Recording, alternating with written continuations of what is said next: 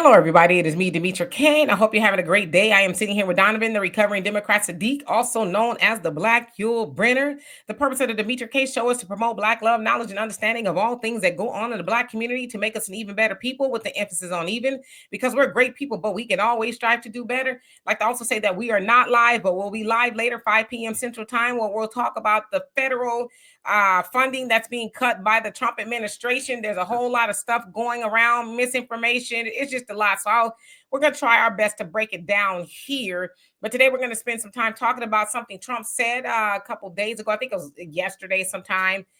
When he was in Miami, and he talked about the 14th Amendment and who it's really for. So we're going to break that down as well and just have a conversation about that. Donovan, what say you? Hey, good morning. Good to see you again. Everybody, it's a great week. Week 2 of the Trump administration, so get ready. Hey, to keep these great conversations going, we got a banner at the bottom. You guys find a way you can donate, because it does take time, effort to do these videos. Trust me, just before we came on here, she was putting in a lot of effort to do what she needed to do to get these videos up. So you could donate by Cash App, PayPal, Venmo, cash, money order, however you guys want to do it. Also, look right behind me, the African Diaspora News Channel. That is a great way to spread the information that's going on around the world in the African diaspora, especially here in the United States. As you see, Demetra Kaye, Brother Phil Scott, Vicky Dillard, Wangel, all these people that bring us these great stories. And also with the African Diaspora News Channel, you get the Emancipation channel or whatever. It's embedded in there, and it's more of a information type thing. A lot of stuff on that. So African Diaspora News Channel app, you can get it on Google Play, Apple Store. Also, when you're doing that, I know everybody's afraid of Mr. Trump. We cutting all these programs. I might not have enough money. I'm getting laid off, whatever. Knowledge is power. And the best way to spread that knowledge is to give them, if you got people that are having birthdays, gifts, or whatever, the best gift, I think, is knowledge. And once you get the knowledge, you can never lose it. So a subscription to the African News Channel, Demetra Kaye Show, whatever, is a great gift, so that people could actually get real information rather than going with the sound bites. Because a lot of the videos and information that Brother Phil Scott and Vicky Dillard and Demetra and Wangel and all these people put up, they're factual based, researched, and you have a different perspective of it. So please do not forget to download the African Diaspora News Channel app. Become a member, subscribe for a year. That's where I get a lot of my information. So Demetra, this is going to be an interesting topic. Again, I think it's an important topic because, unfortunately, Black people do not read. Let's get into it. Yes, indeed. So let's go ahead and get into it. Of course, we've heard a lot about President Donald Trump talking about ending birthright citizenship. There's been a lot of people talking about it, what it actually really means. And so basically, I'll let you guys hear what he has to say, and then I'll break it down just a little bit further. Here we go. For children of illegal aliens, that's the other term that they use, which is actually more accurate, more understandable. And it's ridiculous. We're the only country that has it, and certainly the only country that has it to that extent. And it wasn't meant, if you look, it was really meant for children of slaves. This is when it happened. The children of slaves, it was not meant for everyone to come into our country by airplane or charging across the borders from all over the world and think they're going to become citizens. It's not meant for that. It wasn't meant for that. And hopefully at some point the courts will understand that without having to go through a whole big deal. This was meant for the children of slaves. And look at the timing of it, and you'll see. And I hope judges will understand that. And it has to stop, because it's really hurting our country very. So anyway, let me go ahead and remove him. So of course, you heard him say it was meant for the children of slaves. So I'm going to break down exactly what is going on with him and the birthright citizenship, and then what the 14th Amendment is. So it says President Donald Trump's recent executive order to end birthright citizenship is rooted in his longstanding concerns over immigration and national identity. He argues that the current interpretation of the 14th Amendment, which grants citizenship to nearly all individuals born in U.S. soil, incentivizes unauthorized immigration and is exploited through practices like birth tourism. This term refers to individuals traveling to the U.S. specifically to give birth, therefore securing American citizenship for their children. By issuing this executive order, President Trump aims to redefine the parameters of U.S. citizenship, ensuring that it is conferred only upon individuals with a more substantial connection to the country. He believes that this move will uphold the integrity of American citizenship and address perceived loopholes in the immigration system. It says, however, this action has ignited significant legal and constitutional debates. Critics argue that the executive order contradicts the 14th Amendment's clear language and established legal interpretations in response to the American Civil Liberties, ACLU. And multiple states have filed lawsuits challenging the order's constitutionality. A federal judge has temporarily blocked its implementation, citing concerns over its legality. So it also says this development underscores the ongoing national discourse on immigration policy, constitutional rights, and the definition of American identity. Now, the 14th Amendment, it says the United States Constitution, adopted in 1868, is one of the most significant amendments of U.S. history. It was introduced after a civil war to guarantee rights and protection for formerly enslaved people, and has been a cornerstone of civil rights law. Now, of course, a lot of people are arguing things like the Citizenship Clause, where it says all persons born and naturalized in the United States. Let's see here. Saying meaning that anybody that's born on U.S. soil automatically becomes a citizen. Then, of course, there's a due process law clause to it, equal protection clause, and other things. Now, and this has the more modern significance. The 14th Amendment has become a foundation for legal arguments in cases involving civil rights, gender equality, reproductive rights, immigration, and more. Its broad language ensures that it remains a powerful tool for ensuring fairness and justice in the United States. So with all of that, like it said, there's a lot of judges or people rather that's suing, and a judge has stopped to say, yeah, it's not constitutional. Trump, you cannot do that. But with all that, you listen to all these pundits and lawyers and things, nobody is really mentioning the original cause for it, which was for slaves after, the Emancipation Proclamation. It says, okay, y'all are going to get citizenship. That's basically what it was, right? Because we were just kind of chattel, not here, there, anywhere. So that's what it was for, but nobody's even talking about that, right? So then you see a lot of people, the regular crowd, the Democrats, and a lot of Democrats that look like us, Black Democrats, who are arguing about, they're sending people home, and it's not fair. Trump shouldn't be able to get rid of it. It's like, but why are you involved in that argument? That was for you and your people, your ancestors. It has nothing to do with what's going on now. And that's, I would imagine, from the Democrat Party. Now, I'd imagine there's some Republicans that's okay with the birthright citizenship in regards to you come from a different country, like Trump said, and then you have a baby. It's like, okay, now this baby's a citizen, and now we're going to fight to stay. But it's got co-opted by so many other things. Like I said, gender and this and that. And it's like, well, what happened to the people that is originally for? Our ancestors, which is how we also get othered, right? We get othered with people of color. We get with the minorities. And often, and this is a good case in point, how everything else usurps Black people, and whether it's civil rights, oh, that's for y'all. It hasn't been for us. DEI, that's for y'all. It hasn't been for us. Birthright, the 14th Amendment hasn't, really been mentioned with Black Americans at all. It's for everybody else. So we have a conversation about that. I think it's very interesting that Trump called it out. So it's getting very interesting. All right. Well, thank you guys for joining us. Demetra summed it up all in one piece. Have a great day. We'll talk to you guys tomorrow. Bye. No, I just want to say, yeah, I mean, you summed it up, but I want to say this. Do you guys see why people support Donald Trump the way they do?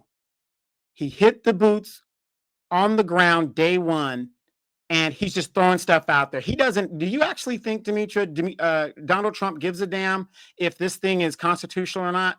He's doing what his base has asked him to do. He knows it's not constitutional. It's a distraction. And it's a distraction for those of us who do not read enough of civics and government and didn't pay attention in high school of just your basic ideas. I'm not trying to disparage people, but what I'm saying is everybody that just has an inkling of government understanding knows an executive does not interpret the law. This thing's going to be thrown out. But see, what's happening is Black people are going to get emotional. The Democrats are going to run. Oh, look what he's doing. Oh my God, he's going to do this, whatever. It's codified in law that we are citizens. And I agree with you. Once again, just like they're not talking about why the Democrats lost this last election, that 28% of the Black vote. Notice the major news networks are saying, well, it's because of this, it's because of that. They did not talk about that almost 30% of Black people that either sat on the couch or voted differently. That the original, the 14th Amendment was for the slaves so that they can't be enslaved again and whatever. And it's just so sad because Donald Trump, with having only being a lame duck president, he can't run again. He is doing what he says he's going to do, even if it's going to fail. When Democrats get in office, oh, you get me in there, we're going to get you that $2,000. You get me in there, we're going to do this. You get me in there, and then we get him in there. Well, remember when Biden first got in there? Well, I don't have time for that. I'll let the Congress handle it. No, I don't have time for that. We're going to have to do something else. Donald Trump is showing you, and I'm not a Trump supporter, he's just showing you how it's done. Common sense, get in there, get it done. And it's a good question. You know, when he brought this up, Demetra, I said, that's a good debatable question. Now, we know what he's doing is unconstitutional, but it does bring up the question, if this thing is originally for freedmen and their children, why is all these other groups benefiting from it? Now, let's go back to the history of the United States. They did change that law in the Supreme Court, and I believe in 1887 or something like that later, where they kind of changed it a little bit and modified it. Don't quote me on that, but again, do your homework on it. Like I said, I'm not an expert, but do your homework on it. And they did kind of codify a little bit of birthright citizenship in the United States. I know they debated that in the Supreme Court, and they came up with some kind of, birthright for other individuals, but it wasn't to the extent explicitly to the freedmen in the 14th Amendment, though. But I know they had to. It took like three or 4 years of debatable stuff in the Supreme Court, and we have to ask ourselves the question: is Donald Trump correct?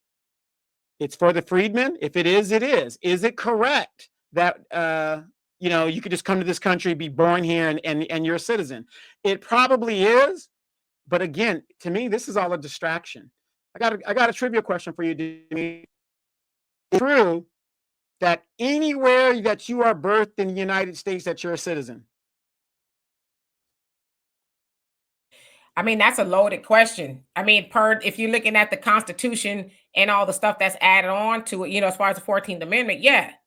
If you're looking at that way. So, and that's where the contention comes in, as far as it being called unconstitutional. So correct. Yeah. Well, I'm just going to throw a red herring out there that everybody should know. There is a certain area in the United States where if you are born there, you are not a citizen. And that's at other countries' embassies. That is considered foreign land. At, let's say, the Kenyan embassy or whatever the deal is. You are not a citizen. The people that work at those embassies will never be citizens and all that other stuff because they are diplomatic officials. That is good to know. But yeah, so anyway, my thing is this: with all that information out there, and it remains to be seen. Of course, federal judge is like, yeah, that's not constitutional. ACLU is suing. But basically, the other part of it that really needs to be talked about is, Trump's mass deportation plan is underway, right? And so that falls under it. A lot of people are saying, oh, I was born here, my child was born here, whatever, and they should be able to stay per the Constitution. So that's really where the issue is. But my thing is this, because, we keep hearing a lot of people say, see, we told y'all this was going to happen if you didn't vote for Kamala, right? That's where people are really mad, that you didn't vote for Kamala. And my thing is, I get it. There's a lot of things that sound like it's kind of crazy going on. Again, we're going to talk about some more stuff this evening. But it's like, are y'all more mad at the people? And I'm one of those people that didn't go for Kamala. I'm unapologetic about that because what you going to do, right? Anyway, Are you more mad at the people that didn't vote for Kamala, or are you more mad, or should you be more mad that she didn't give people to vote, something to vote for? The stuff she ran on, deletion of babies, mass, illegal immigration, and them getting any and everything they could come over here and get. Whether dudes could play in girls' sports, and just kind of the bathroom debate and all that other stuff, right? Now, the Democrats' most loyal group of voters, which are Black Americans, hello, how y'all doing? We were told no repeatedly by her, Biden, and everybody else you can think of. We've been asking for reparations since our ancestors left the plantation. Now, it's never been a different ask, right? We want our 40 acres in the mule. And they told us, no, we don't have the money and our ancestors and all this other stuff. But yet, you kick Black Americans in the tailbone by opening up those borders and letting everybody come over here and get all there is to get, and housing, money, food, everything you can think of. When we got when the highest homeless population in anywhere in the United States is Black people, the most in everything horrible you can think of is Black Americans, right? Now, some of that is by our own design, but a lot of it is systemic and institutional. So yet you're mad because people didn't vote for Kamala, but you didn't take her to task, right?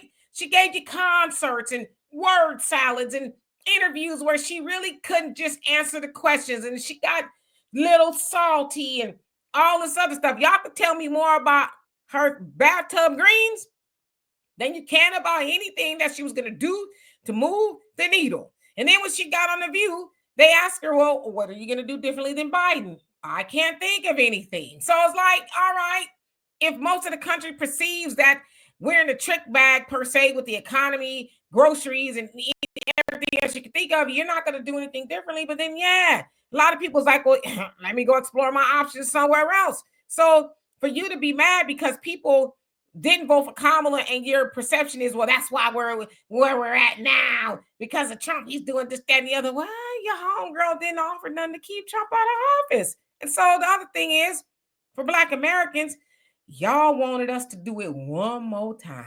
Oh, just show up this time, and then when she get in there, we gonna hold her accountable. We heard you say that with Biden.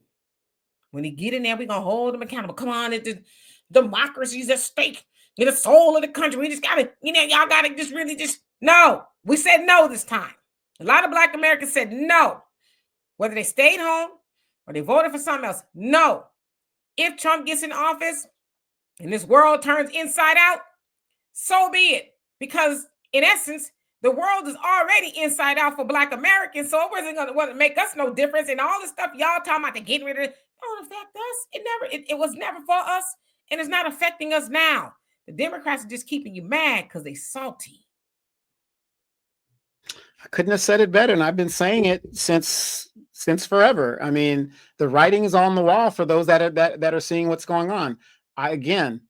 Altadena here in California, Blacks can't get reparations. Did you guys hear about Massachusetts has a reparations issue going on over there? Another smoke and mirror situation. The CBC all of a sudden wants to take up the HR 40 and all this other stuff again. They do not learn from their mistakes, Demetra. It's like, this stuff is not working. You're going to have to start giving Black people tangibles, because the more you keep pushing this stuff, the more people like myself, you, Brother Phil Scott, will show people, hey, this is BS. This is just, salad. Word, whatever. They're just talking.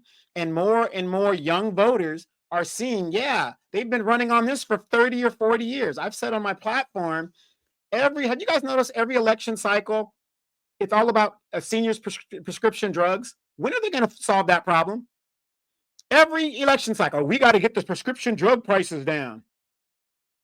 We don't invest in the youth. We don't do any of that. And then we wonder, why the system is what it is. So I did this on my show, and I'm going to do it on your show real quick, because the lunacy of the left it doesn't make any sense. And I have a friend, as you know, I live in Moreno Valley, highly Hispanic community, city, dominant, 90 miles from Mexico, okay? She has an issue with the mass deportations and all this other stuff. I don't know if you guys saw in Chicago, there was a first generation anchor baby. Her father been in the country for 44 years, and he is getting deported. And she's on TV crying. Oh, I'm sorry, my father been here for 44 years and such a good man. Number one, I have a good question. In 44 years of this man being here, and he's a grandfather now, 44 years of this man being here, you mean to tell me in 44 years he didn't do anything to codify himself to become a citizen? So the onus would be on him at that point. So using her logic and a lot of the left's logic, Demetra, they're saying that these people should stay in the country because they're productive citizens, they pay taxes, they're good people, they're raising families and all this other stuff, right? So here's my analogy to that. I rob a bank 10 years ago, took $3 million. I take the money, didn't get caught. 10 years ago, 9 years ago, whatever it is, didn't get caught. I buy a house, open a business, send my kids to school. I donate to the political parties. I do all, everything I'm supposed to do, right? All of a sudden, they find out I was the one that robbed the bank. The question is, do I have to go to jail? Because I've been productive since I robbed the bank. Do I need to give the money back? Why should I go to jail? I've been very productive. Is that not the same argument a lot of these people are making? And when I asked the person that question, you should have saw their brain freeze. But what do you think about that analogy of me being a productive citizen? Even though I committed a crime, I should be allowed to keep the money, shouldn't I? Well, yeah, I think on the surface, yeah, that's the line of logic. Break a crime, get caught, then you have to pay the consequences. But you also got to remember, the Democrat Party has been telling them it's okay.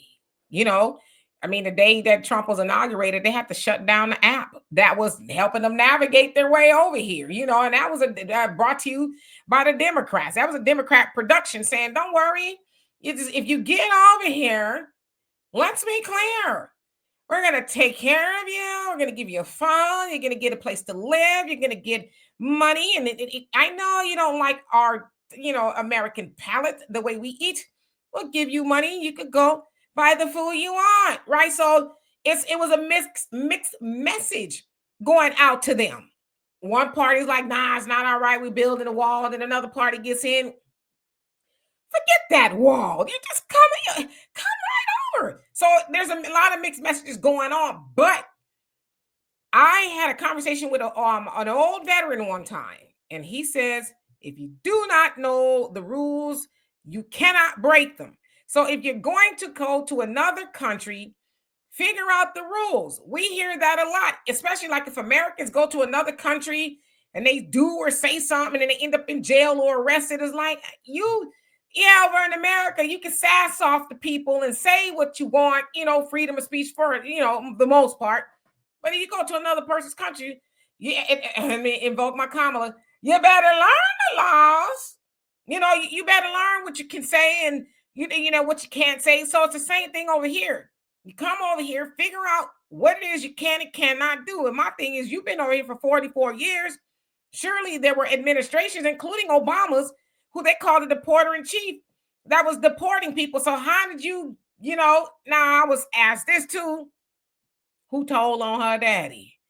Because somebody probably told on her daddy. I'm imagining if he's here 44 years, he's probably, we woven into the fabric pretty good. Everybody knows his name, but somebody was like, shoot, I got to pay my rent. Yeah, I got to. Yeah, I think in the incident, he was involved in a drunk driving incident, and that's how they got him. I'm about to say, because I know Paco over here, I don't think he legal. You might want, what I'm saying? So there's a lot of that going on. But yeah, I don't know. And then you have the argument too of people saying, well, it was their country first. America, they took the California, Arizona, Texas, New Mexico, whatever the case is. So it belonged to them. And it's like, I get that, which is why they're coming over here to populate so they could take it back. They were pretty close. But Trump was like, and I want to say this too. It's not just Mexicans. it's Haitians, it's people from Africa, it's people from Asia, it's people from all over the world that are going back. Now I don't know how many white people they send it back, but that remains to be seen. So and again, I've been saying, yeah, it's unfortunate. I have neighbors here, that might be questionable. Like I said, none of them speak English. They've been here for 10, since I've been back 10 or 12 years, and they still don't speak English. I got to speak English to them. I got to speak Spanish to them. But it's not my fight. If ICE came rolling through here, and this is what I tell Black people, we are so quick to pick up the mantra for everybody else, but our house is on fire. And when our house is on fire, you don't see them coming with their water hose to help us put it out.